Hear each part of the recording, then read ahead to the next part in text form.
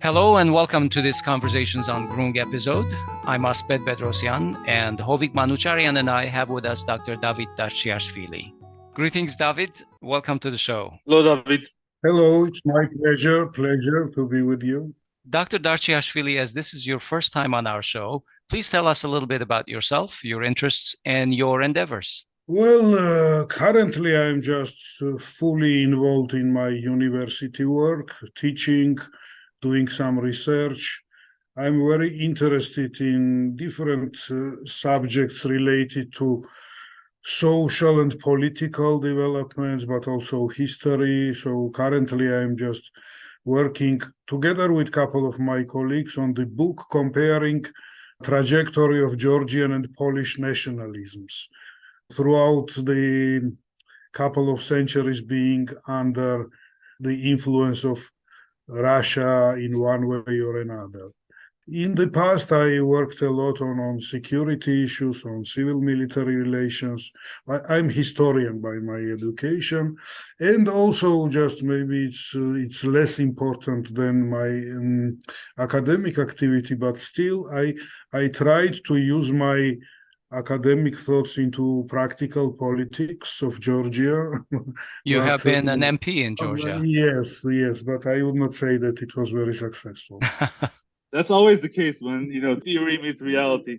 Yeah, working with students is much more enjoyable than working with the fellow politicians. Well, all right. Well, glad to have you on, Dr. Darchiashvili, and I hope you don't mind the informality if we use David from now on. Mm-hmm. So let's go into Georgian politics, since this is the field that you mentioned. Over the past 2 decades, Georgia has weathered storms of political upheaval, economic instability, and even outright conflict. Most Armenians have very superficial knowledge about the Georgian politics, but the scars of the 2008 Russo-Georgian War still linger, serving as a stark reminder of the tumultuous times that the nation endured, and the aftermath, obviously, of the Rose Revolution in 2003. At that time, hopes were high for democratic consolidation and economic prosperity. I think we can say that the road to progress hasn't been very simple. In hindsight, David, what would you identify as the key factors that contributed to Georgia's struggles during this period, and where we are today? It's a quite complex question, and probably it won't be very easy to find one common marker or denominator which would be kind of a root cause of all developments endured by Georgian society through these 3 basically decades of independence. But if still one would try to identify something, the most important, which would just crisscross all the developments, that would be the search for the modern national identity, I would say. So it's a continuation of maybe a couple of centuries old process when Georgia started developing as a modern nation, together with our neighbors, Armenian nation, others, and it somehow continues. I would not say that the Soviet times just stopped this process. No, it was going on. But then the Soviet Union collapsed, and we just had to find a new identity. So internally, so what we stand for, and also externally in the region. So what is our place? And this process appeared to be quite painful. And there are not simple answers on which every single Georgian would agree. And we still feel like standing on the crossroad. Probably the tendency to join the Europe as a civilizational cradle, it's the strongest sort of tendency in Georgia. It's the majority would stand for it. But then the question comes of what it means in reality to be European. And in what particular institutions, in what form one has to be part of the Europe and then be integrated into the Europe. And then to say also in a sort of larger geopolitical frames, it's just about also Euro-Atlantic community. It's not only about Europe as a civilizational family. And we are still in this process of trying to so search the best ways to join it, and also thinking so what it really means. Yeah, that's actually my question as well, because as you know, Armenians are right now forced to think about identity, and not in a pleasant way, because we're being asked to reconsider our constitution. At least our government is telling us that our enemies are forcing us to do this. I'm not sure if Georgians, even after during the 2008 war, ever felt this way.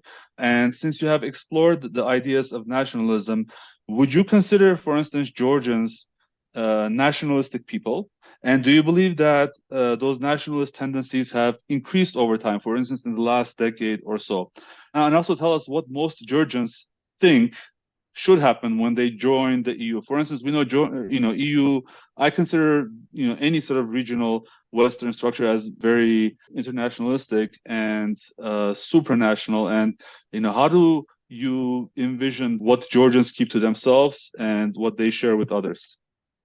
Well, Hovik, that is the also question probably what implies this search and bewilderment, because yes, as you said, European Union is kind of a post-national, post-modern, supranational project, and we with our national aspirations, so how are we gonna fit into this?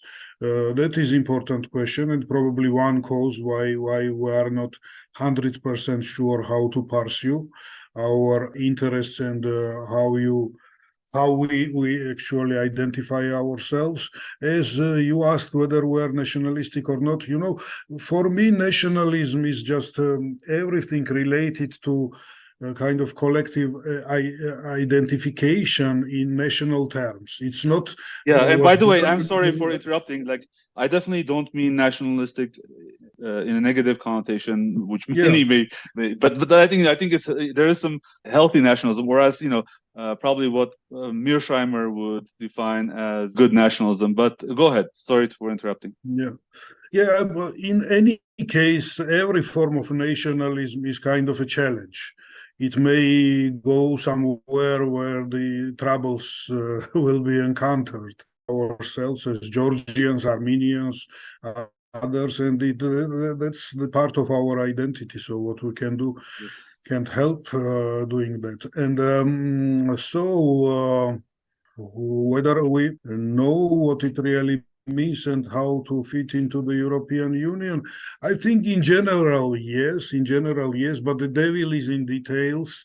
Whether we experienced something like you mentioned as a dramatic example of the modern days Armenia, the encounter with Azerbaijan and then discussions about the constitution.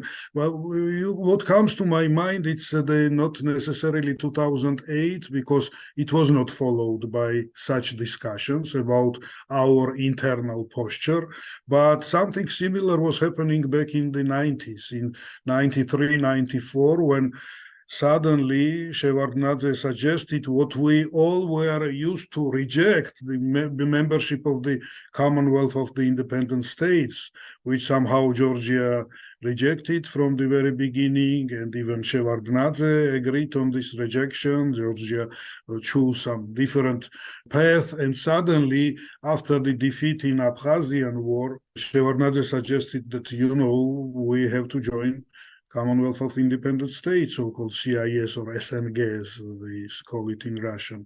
And that was very dramatic moment, discussions in the parliament, conflict-driven discourse in public, so whether we are compromising on our sovereignty or what's going on, how our internal posture, constitution can be linked to the concerns, demands, whatever is developing the region-wide, especially from the north, which we from the very beginning considered as the main irritant, main enemy against which we were identifying our nationalism or national identity.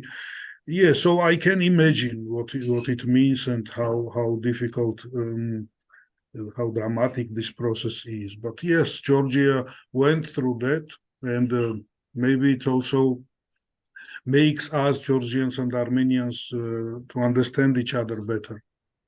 Yeah. Okay. Thank you for that. So, there's a running joke in Armenia that whenever Pashinyan visits somewhere, the government resigns. He visited Georgia on January 26th, and the following day, Gharibashvili resigned. And on February 2, Pashinyan visited Kazakhstan, and on February 5, the government in Kazakhstan resigned. So I believe Pashinyan's travel itinerary should come with a disclaimer, warning, may cause sudden vacancies in government positions. Of course, with sad dismay, except in Armenia, where apparently the bad luck takes, a vacation or is ignored. So, that's my own personal thought. So, can you explain to our listeners, who, as I said, I think many Armenians have a very superficial knowledge about Georgia, the political scene in Georgia. Can you paint us a picture of the major political forces and the vectors in Georgia? And what makes them tick? What makes and especially since you were involved in Saakashvili's efforts to Rose Revolution, tell us what that particular political force also feels. And I believe there is now some contention between Georgian Dream and this other political force that I mentioned. Well, it's not just some contention, it's a defining moment of Georgian internal contemporary history or politics or whatever. But on Pashinyan, yes, I also joked a few days ago, just asking my Yerevani friend that maybe that was the reason that he came and we lost the prime minister. And, to say frankly, I don't like another one also who will be voted tomorrow. And maybe Pashinyan has to come once again to Georgia. And then we will see what will happen. But anyway, so, we have a government. David, you can have Pashinyan as much as you want. No problem. Okay. We can give him to you forever. Okay. Hovik, you would do that to our neighbors? We have to survive. Well, but he will still remain as a guest. We hardly can integrate him more than as a guest. But anyway, so we'll see. So on the Georgian government, we have the government which was basically created in 2012. When Saakashvili's party lost elections. I happened to be in this party, and then I still got elected as a member of the parliament, but appeared in opposition during this term. And so what I can say, the Bidzina Ivanishvili, who led opposition officially in those days, then he decided to go into the shadow and somehow run the show from the shadow. I think he actually kept one promise. I think he failed in many promises, but one promise was kept by him. He said when he became a prime minister that he would make the European Union, the Council of Europe be surprised with the Georgian democracy. So this democracy will be so unusual that everybody will just wonder what it is. And that's what he did. Basically, I think it's the peculiar form of the governance what Georgia now has. Nothing similar can be found neither in Azerbaijan nor in Armenia ever, or in our neighborhood in the region, whatever wider we define it. So it's a government which is accountable not to the parliament so much and not to the public at large, but to one person who usually stays in shadow, who is a billionaire, the only oligarch, and the members of the government, by and large, are those who just cherry-picked sometimes from his private financial empire. The previous prime minister was his employee in his bank system. The minister of interior was his bodyguard. Some others can be also named. So that's how we live, under what kind of government through these years. Isn't Ivanishvili still in politics, I believe that he was the one who nominated Kobakhidze, correct? Just a week ago. Yes, he was in a shadow a month ago, and suddenly he decided he had this coming out. He said that, and by the way, it was a confession from his side when the opposition was blaming the government of being on the payroll and being controlled completely by Ivanishvili. Of course, they would refuse. But suddenly Ivanishvili came and he said that, yes, he was advising the government. Mm-hmm. He was in constant contact in a couple of persons, but it's not enough. So now he has to come himself.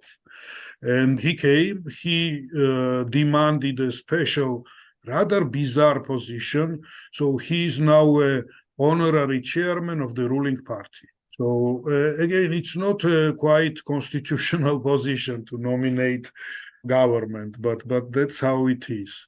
So what is the current political context for Gharibashvili's resignation, and how are these domestic politics evolving? No, today we had this parliamentary hearings of the new government, which would be probably voted tomorrow. And apparently, since they have a majority in the parliament, they will vote for the government, and it will be chaired by so the prime minister will be Irakli Kobakhidze, who was a leader of the parliamentary majority of the ruling, this Georgian Dream Party.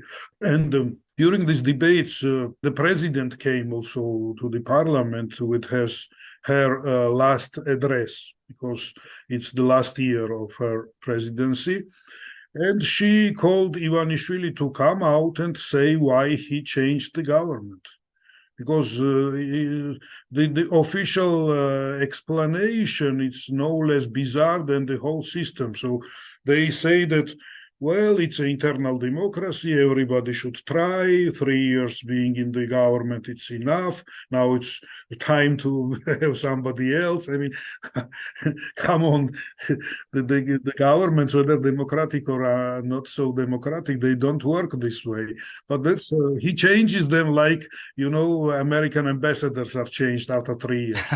But before that, he used to change them even more frequently, and then they had a shorter term. But now it was 3 years that Gharibashvili was in a position of the chairman of the prime minister.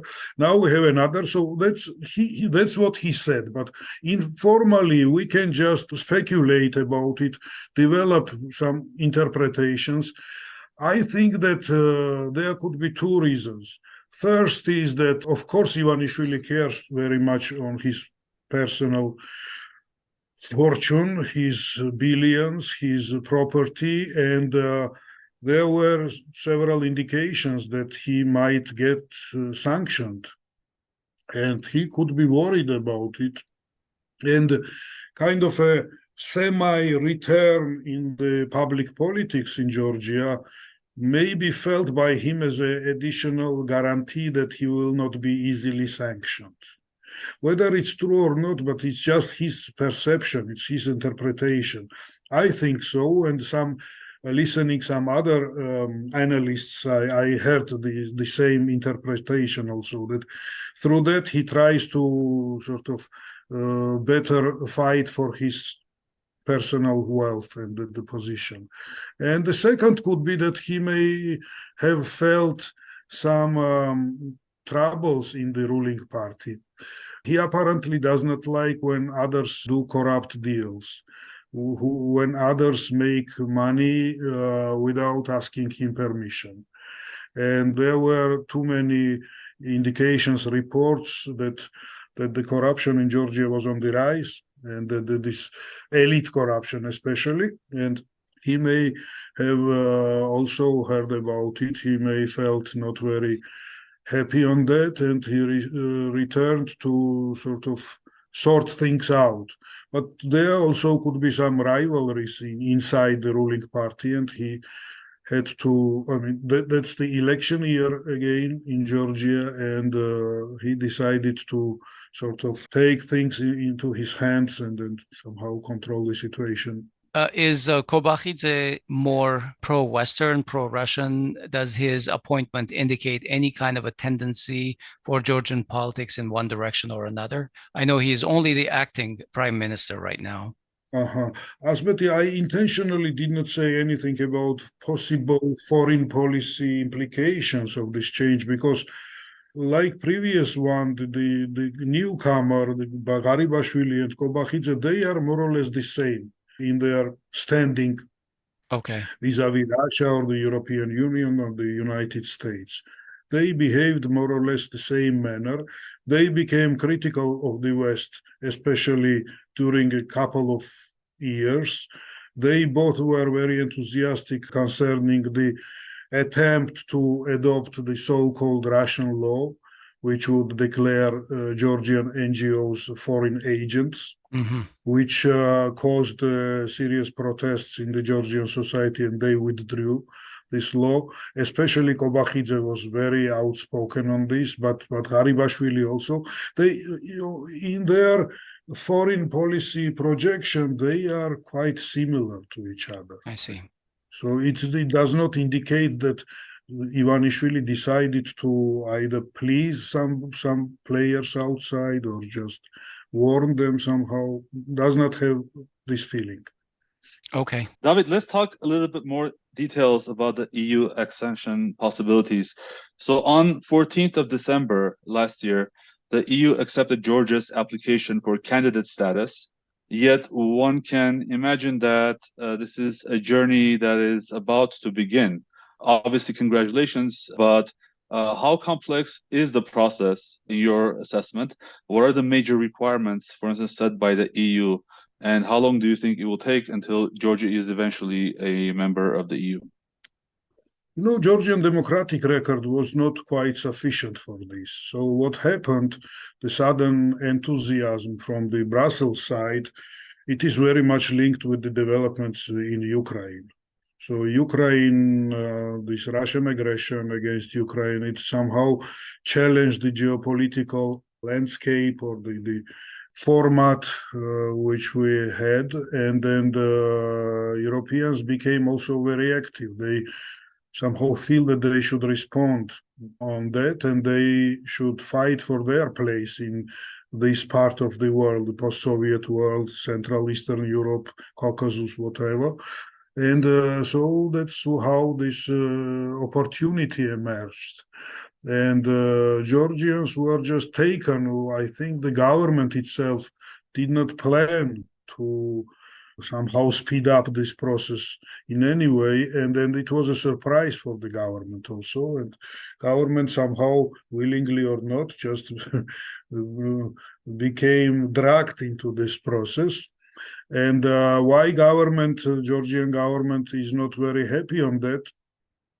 I think, well, formally they are, of course. They just organized a big celebration in December when the candidate status was declared. But in practice, it is linked, as you asked, Hovik, with practical obligations, with the homework.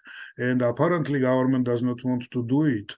So there were 12 conditions, and as Europeans reported, only 3 out of these 12 were more or less fulfilled, but still Georgian society deserved it, so we've been given the status.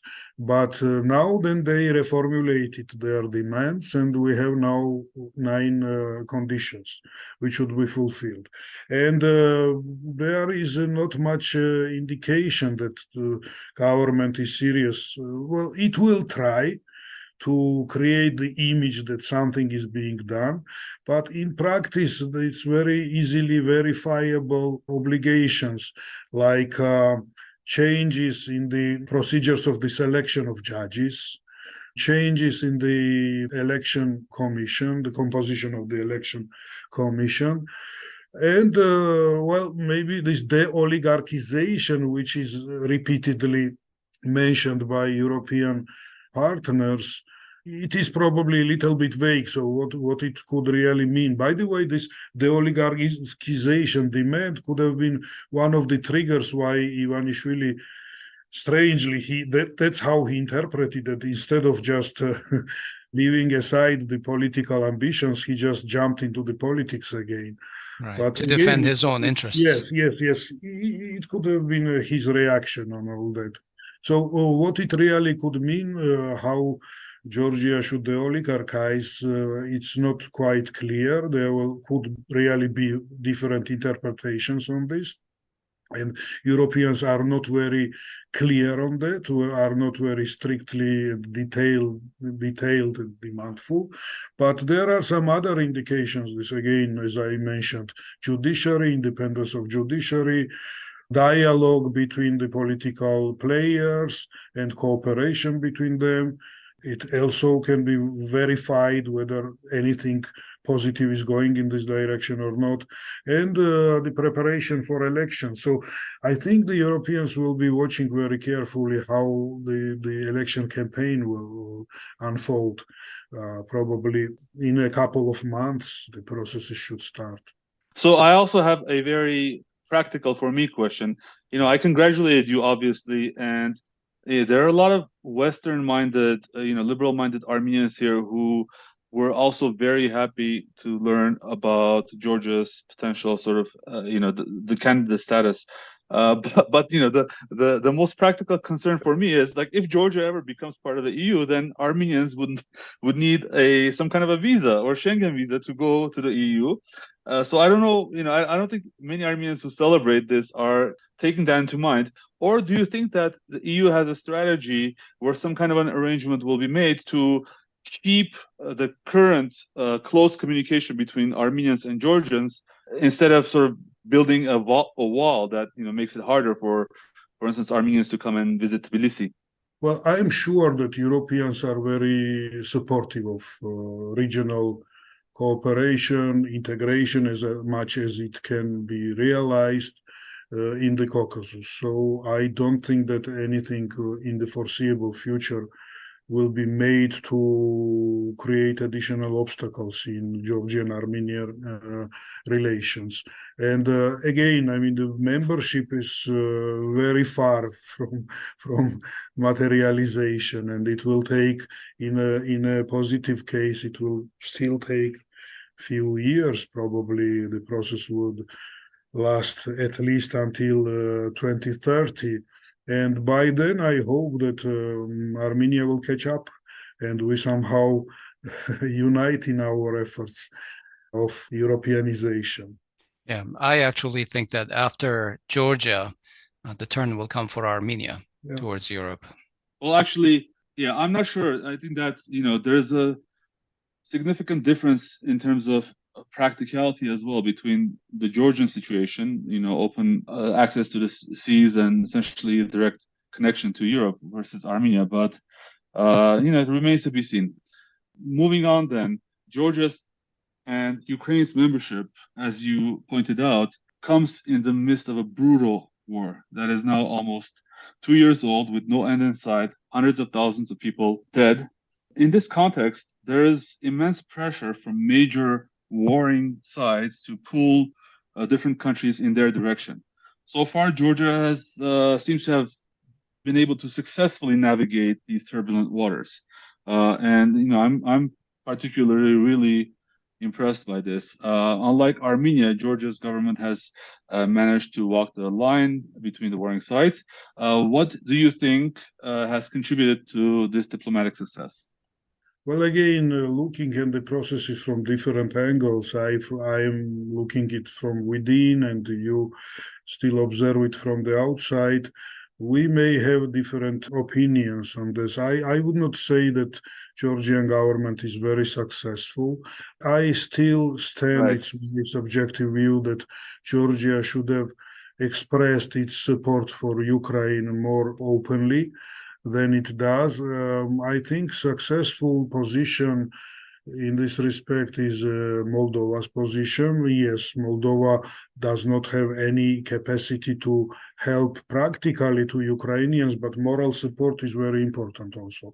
And we received the criticism from Brussels that Georgian positions on in different international fora are not quite compatible with the European position, while our association agreement, which we have with the European Union, it demands that Georgian foreign policy should be somehow compatible, coordinated with the foreign preferences of the European Union. And on this Ukrainian case, when Georgia refuses to join particular sanctions, when Georgia suddenly opens new flights with Russia, I would not say that it's very fair and balanced position That's between the interesting. warring parties.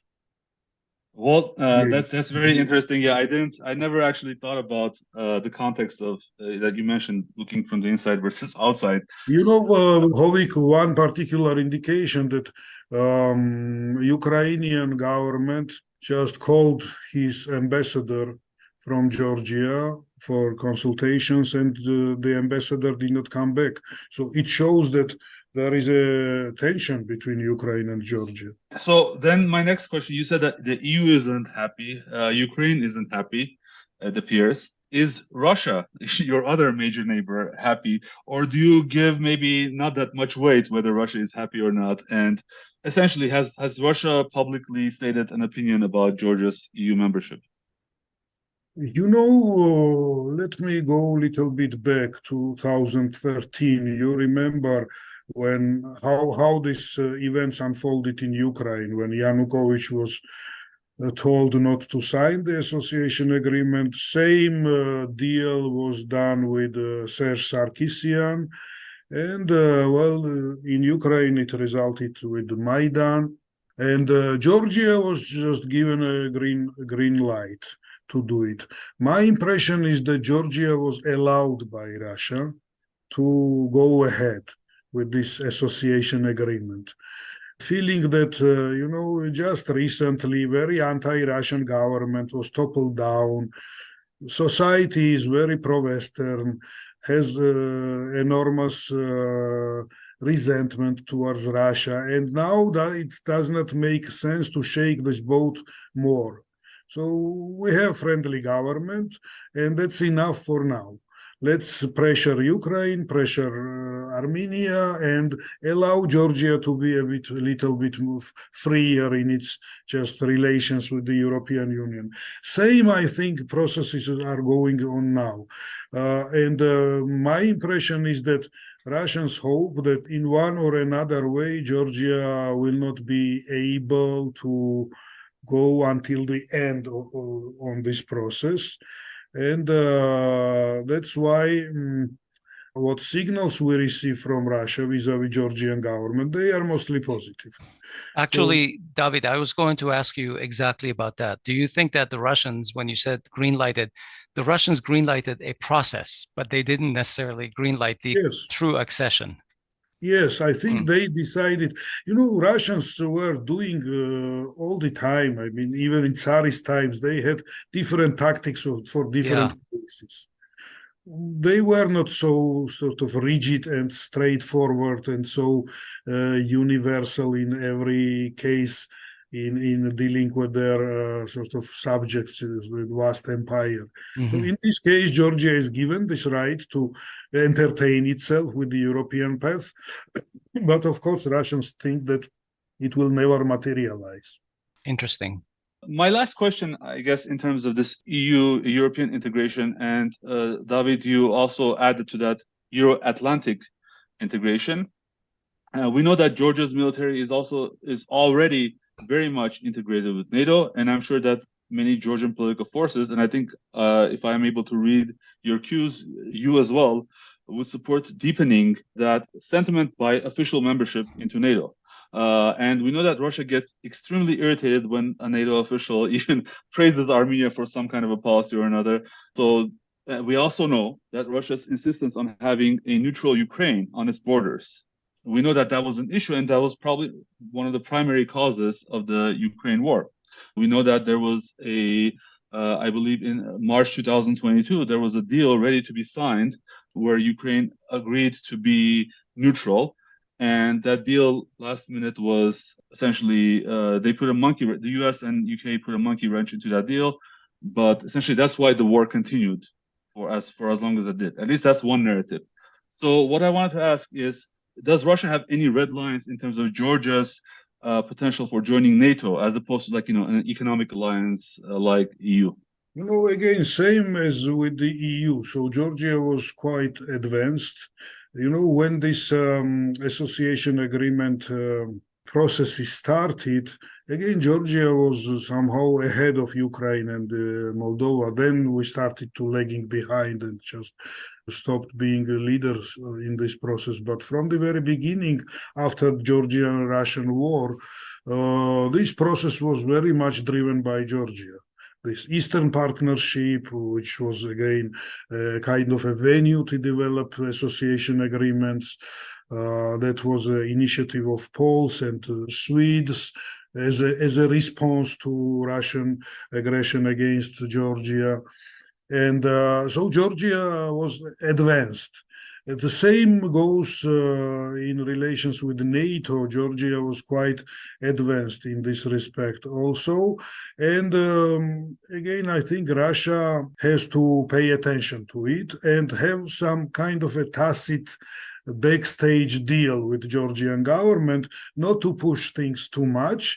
And Russians will be also more or less so patient and silent on this. So last few years, I don't see much of the enthusiasm from Georgian side in relations with NATO. Georgian Minister of Defense did not take part in the last summit of NATO. Again, Georgians were not part of some exercises. That was never happening, but now I think Georgians really slowed down in their push towards the integration into Euro-Atlantic community.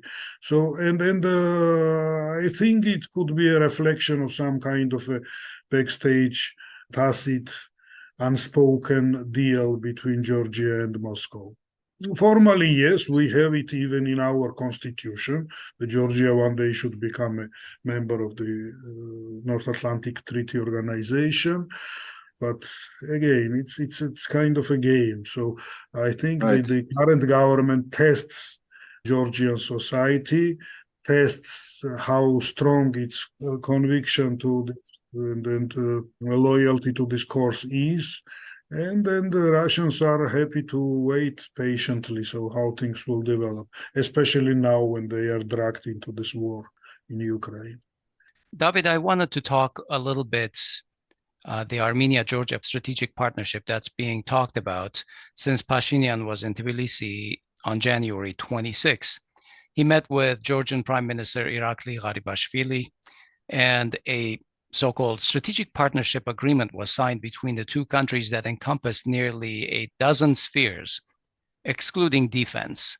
But not a lot is known about this agreement. I haven't seen the content, really. Regardless of their political leanings, all Armenians place a high value in the improvement of relations with Georgia. But many of us would be very interested in knowing what the real benefits of such a deal will provide to both countries. Additionally, different analysts have differing interpretations of this development. Some claim that this is a step in the direction of pulling Armenia more towards the West, while others say that this move will benefit the Iran-Armenia-Georgia geopolitical axis and the economic North-South corridor, strengthening relations with Iran. Can you tell us why the deal is not publicized? How could we view this development between Armenia and Georgia, especially as Georgia is making its moves towards the EU? What specific material benefits can we expect? Well, my impression is that the recent visit of Nikol Pashinyan to Tbilisi, and he came the second time, he attended the conference on this regional network proposals, ideas. He proposed his vision of this Caucasus being a crossroad. Right. And then suddenly he came the second time. It really is an indication of activization of Georgian-Armenian format of relations, bilateral. And I think it's generally very healthy. Why? Because if our societies are seriously pursuing bewildering with steps back, steps aside, but still pursuing the democratization agenda, then we definitely need each other. It's very difficult to do it just alone. And since our destinies are so intertwined, especially in trying to build civil society, democratic polity, then we definitely need each other. And so for me, it's I would even say more important than the geopolitical schemes, because I prefer to talk about geoculture instead of geopolitics. So whether particular regional constellation of countries stand for certain list of the norms or not. Yeah. And that's why I don't like very much or look at with suspicion what Hovik also asked with this 3+3. So what kind of normative oriented community this 3+3 could be? For me, it's a problem. So in this respect, I think there is a mutual interest between Yerevan and Tbilisi. Maybe the players, especially from our side, because I don't feel like I have a right to comment on internal politics of Armenia. But just let me say frankly that despite all developments related to the war with Azerbaijan, I think that in terms of democratization, still the Pashinyan's project is a step into the right direction in general. Of course, he could be mistaken in many different concrete fields, like Saakashvili was not perfect either. But still, I mean, instead of lacking moral clarity, oligarchic style of polity, that is the attempt to build a democratic polity. And that's what interests Georgians. At least that's how it is seen from Georgia. And so that is important for us. Interesting. How do you think that this partnership is being seen by Russia and Iran, and especially since Iran is highly interested in the Instic North-South economic corridor through Armenia and Georgia to the Black Sea? Well, if we return from this value level to the more kind of down to the earth geopolitical, geoeconomical ground or level, then of course there could be different interpretations and lots of questions which should be answered, whether our cooperation can be compatible with the visions they have in Moscow or in Tehran, and how Baku or Ankara will think about it. Yeah, it still needs to be adjusted somehow, and the answers should be found. My expectation would be that if we are serious about Georgian-Armenian cooperation, it can be compatible, first of all, with the vision of Azerbaijan, even with Turkey. I don't think that it would very much contradict to Iranian vision of the region and Iranian concerns. Of course, the only player which would be really left on the losing side will be Russia. Because in one way or another, this cooperation between Yerevan and Tbilisi could not be anything but pro-European. While I don't think that either Azerbaijan or Turkey will be, I mean, very principally against of European aspirations of Georgia or Armenia, I think even contrary, that European orientation of Armenia could be a way out of this crisis for Azerbaijan also. Of course, Russians will be unhappy. Current Russians, the Putin's government, will be unhappy with that. Yeah, I forgot to answer very briefly. Asbed asked why defense issue was not touched in this agreement signed by Pashinyan and Gharibashvili. Since I also did not find the text, so it again indicates that it was not an agreement. It was more a declaration of goodwill or MOU or something very general. Yeah. Not specifying anything. There were some other agreements signed, and the issues like the limitation, demarcation of borders was touched, and some kind of other more technical diplomatic issues were also touched, and then the economy was touched, but nothing more specific. So it's a matter of future how we will think of. It sounds like a feel-good statement between the two nations or the two countries. Yes. Let's touch a little bit on one aspect that was During the 44-day war, we saw that Georgia actually blocked military supplies from Russia to Armenia. And even during the latest shipment of French Bastion APCs, there was news that the shipment was held up in Georgia until Paris started twisting Tbilisi's arms. Meanwhile, on a weekly basis, we see military supplies from countries like Israel and Turkey pass unfettered through Georgian airspace and territory. Why do you think defense cooperation was explicitly left out of the signed strategic partnership? Well, I don't know how much Georgia blocked Russian supplies to Armenia. That was always an issue in Georgia because for Georgians, Russians are still occupiers of Georgian territories. We don't have diplomatic relations, and any movement of Russian military through Georgia was always issue. But somehow, David, if I can just add some more context to this. Sorry for interrupting.